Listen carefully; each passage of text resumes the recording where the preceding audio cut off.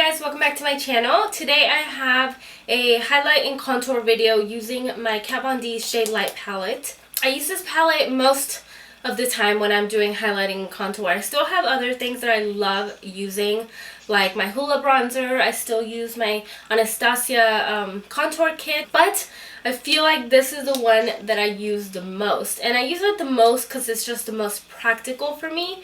I feel like the colors suit me really good. One thing that I could say bad about this palette, I just wish that these shades were replaceable. It would just be so much better, like if you're like a makeup artist, to be able to replace certain colors. So that's just one thing that I don't like about it. But other than that, I really love it, and I use it way more than I use anything else, just because, again, it's so practical and it has just the perfect shades for my skin tone. And I've seen so many other videos, so it kind of goes good for a variety of skin tones. So if you don't have this palette, I suggest, if you want to invest in a good highlighting contour type of kit, this one's really good to invest in. So I would definitely try this one out if you haven't. So I just wanted to have a video that talks a little bit more in depth in highlighting and contour. So I hope that you guys enjoy this video, and if you guys want to learn how I highlight and contour using my Kat Von D Shade Light palette, then please keep watching. So today I'm going to talk you through how I highlight and contour using the Shade Light palette from Kat Von D. I've had this palette for about, let's see, I got it on my birthday, which was late January. So right now it's March 30th. So I've had it for about 2 months. So am I an expert? Yes, I'm an expert in this because I've used it for 2 months, so I know what I'm talking about. I'm just kidding. So I just want to show you guys how I use this palette, because I use it a lot. I've actually used it way more now than I use my Anastasia contour kit. I don't know, I just feel like it's a little bit more usable in my opinion.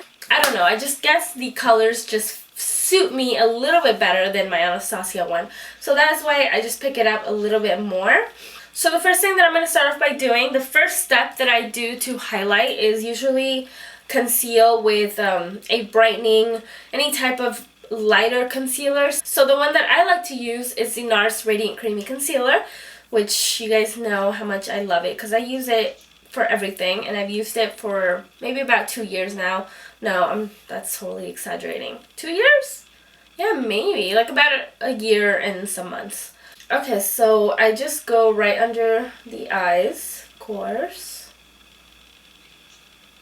And then I always go also right above in between the eyebrows. The reason why I do this is because you want to balance all the highlight from your face. So if it's under your eyes, you don't just want brightness under the eyes because it looks really unrealistic. So you want to balance everything. So you apply it to areas that you want to sort of bring forward. So not necessarily like I want my forehead to look super big or anything, but also when you bronze or when you contour, you also have areas that are going to kind of be pushed back, so they're going to be looking a little bit smaller. So it's okay for some areas to kind of protrude out a little. It's not going to make your entire forehead look huge, but that is why contouring comes in next. To highlight right on the Cupid's bow and a little bit on the chin.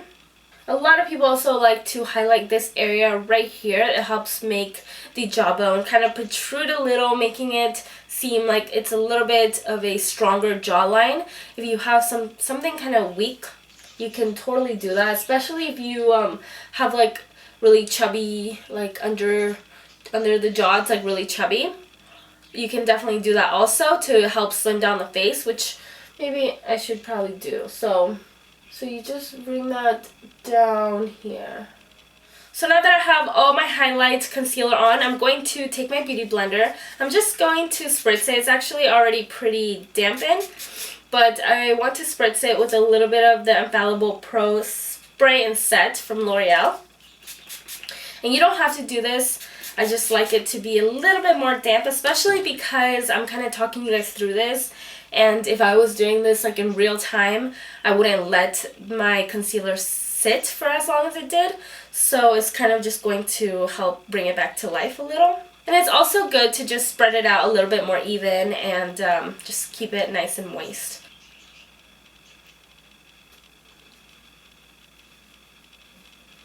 Okay, so I just blended out my concealer, as you can see. I'm going to take my concealer again, and I'm going to use another layer. You absolutely do not have to do this. This is just to add a little bit more highlight. But I barely use it this time. I just like to apply it right kind of in between my eyes. So it is going to give me a little bit more coverage and extra brightness, and that is where I especially want it, is right under the eyes. So I just like to add one more coat of it. I'm actually just going to put my hair up because it's going to be annoying for you guys and for me that I'm going to try to contour with my hair down, because it usually gets in the way. Okay, so now I'm going to move on finally to my shade light palette from Kat Von D. The first thing that I like to do is take these highlight colors. But before I do that, I'm just going to take my beauty blender and just make sure that I take off any of the creasing under the eyes. Because if you apply powder to that, you're pretty much setting the crease and it's just gonna stay there. Okay, so I'm just going to mix these two colors right here. This is the yellow one and then the pinky light one. And I like to apply it directly with the beauty blender because I feel like it gives me the best, like it picks up a lot of product and it sets it really good. You're just pressing it right into the face rather than just dusting it on. It doesn't really help set it. And then just press it along the eyes, right under the eyes. And it's not going to ruin your beauty blender at all. A lot of people feel like the beauty blender is going to get ruined by the powder, or vice versa. The powder might get a little ruined by the wet beauty blender. But when you're pressing the beauty blender onto the powder, the beauty blender is actually not even wet at all. You should never apply anything wet to a powder unless it's like an eyeshadow that you're trying to kind of foil.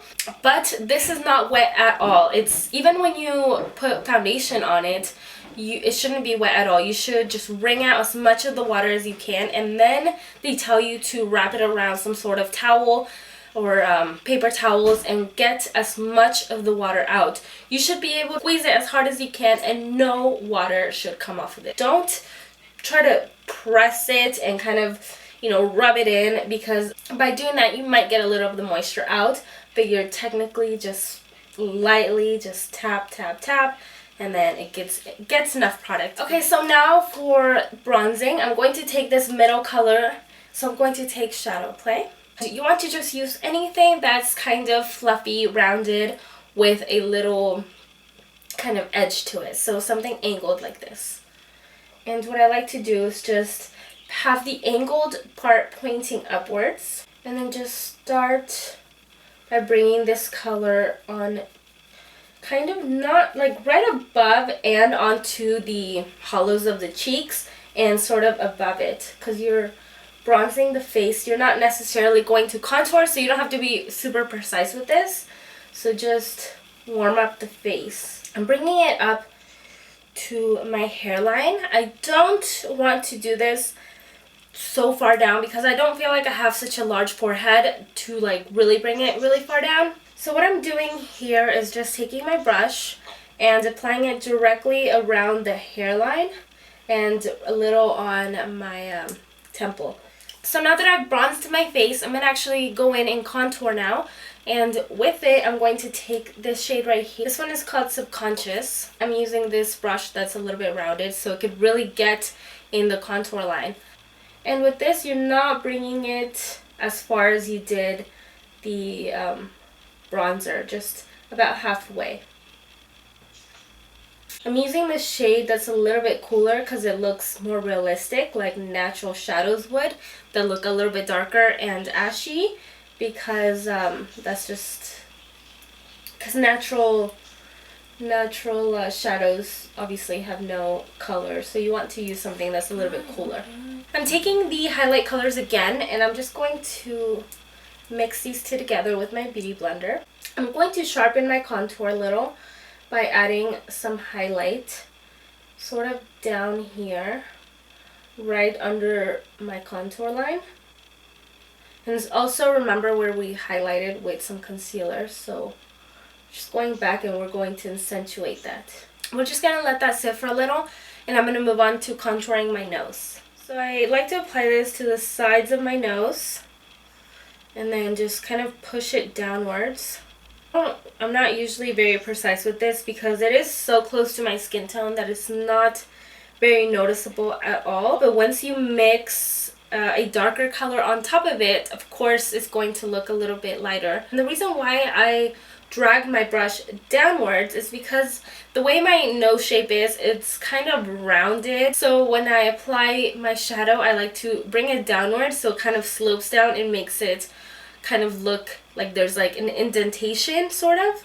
So that's why I do that. So I'm taking the color Subconscious. This is again the more cooler toned bronzer. And then just make sure to tap off the excess. You don't want to start with too much. It's better to layer on the color than to have to remove some. So what I like to do now is same thing, just smaller strokes, is apply it where I want my nose, my new nose to begin. Face powder that we laid down in the beginning is going to help taper this off and blend it out so it doesn't look too harsh. So I bring it all the way to the very top of my brow, all the way to the very, very tip of the nose. Now I'm going to go back into my face powder from Makeup Forever, and I'm just going to pick up a small amount. This is sort of like the eraser. It's just going to go in and try to erase any harsh lines or kind of blur them out. So I never usually skip this step. And this is it. This is the last step, what I usually do. Okay, so this is the finished look. I hope that you guys enjoyed it and learned something new. And thank you guys so much for watching. And for my subscribers, thank you for subscribing. I love you. And I'll see you in my next video. Mwah.